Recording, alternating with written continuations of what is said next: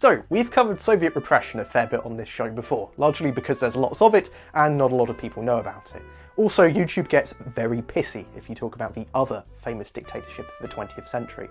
But I think we need some balance on this show, so let's talk about what I think was one of the coolest bits of resistance to the Nazis. The anarchic, working class, jazz-loving, sex-having, fash-bashing Edelweiss Pirates. Now if that's not squad goals, I don't know what is. The year is 1934, and Germany's got itself into a bit of a mess. There was this guy called Adolf Hitler, and he was a little bit of a terrible human being. After not making it as an artist, he eventually decided he would make it into politics. And his idea of politics was insane, idiosyncratic dictatorship that pinned all of his problems on the current government and also the Jews. After eventually making his way through the ranks by 1933, he was effectively in total control of Germany as the Chancellor. But when President and blimp expert Hindenburg died in 1934, he was in total control. And his control was total. He wanted to engineer every part of a German citizen's life to fit in line with what the party wanted. So of course this meant the education system and young people were very heavily indoctrinated. Girls were kept away from boys and taught how to manage a home and look after children. And the boys were taught real subjects like maths. Except the questions always tended to have a bit of anti-Semitism thrown in to sex it up for the little fascists. This also extended to what they did in their spare time too. Girls had their own guides-like group just for womanly things like sewing and knitting and child-rearing, and the boys were forced into the Hitler Youth. The Hitler Youth was exactly what you would expect. All the Nazi-approved fun activities, so pogroms, book burnings, and getting off about how great Germany is. The Nazis also banned a lot of the earlier youth groups that were quite popular in Weimar Germany, like the German Scouts or the German Youth Movement. Some kids, naturally, thought this was all bollocks. The Nazis were bollocks. Hitler was bollocks. Their control on culture was bollocks. Their anti-Semitism was bollocks. They wanted an out. And also some of them wanted to take a bit of revenge too. In 1938, the earliest Edelweiss Piraten group started to emerge, named after the Edelweiss flower. Their goal was simple: have fun and think freely. Oh, and they were also really into camping as well. For this to work, a lot of their members actually dropped out of school at 14, so they couldn't be tracked easily by the Nazis, and used this schoolless time to have a bit of fun before they go into work.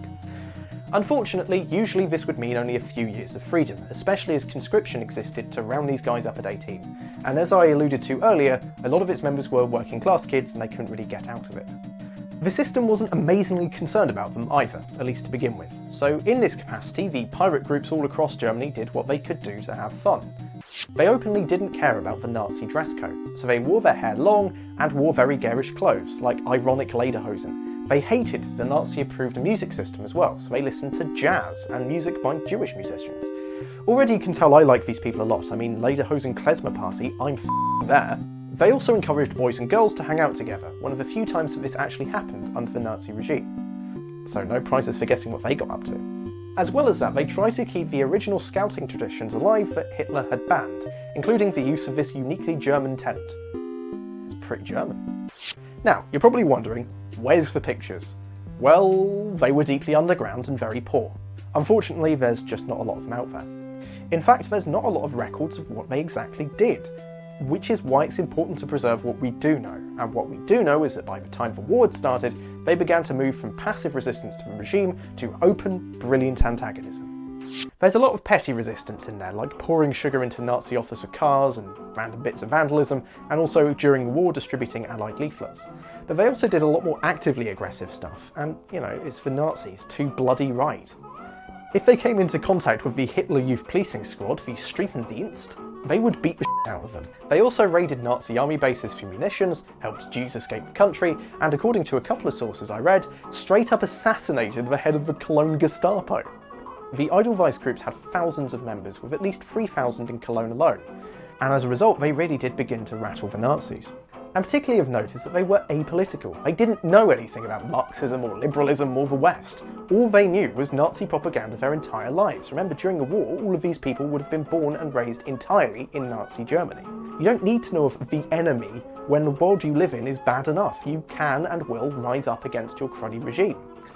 As you can imagine, when the Nazis did start to care about this, the punishments were swift and severe. They started with similar tactics to the Soviets, dealing with the Stiljager, like hair cutting and public shaming. But then it all started to take a very Nazi turn. In my own research, I found at least a dozen teenagers who were executed for their part in Edelweiss activities.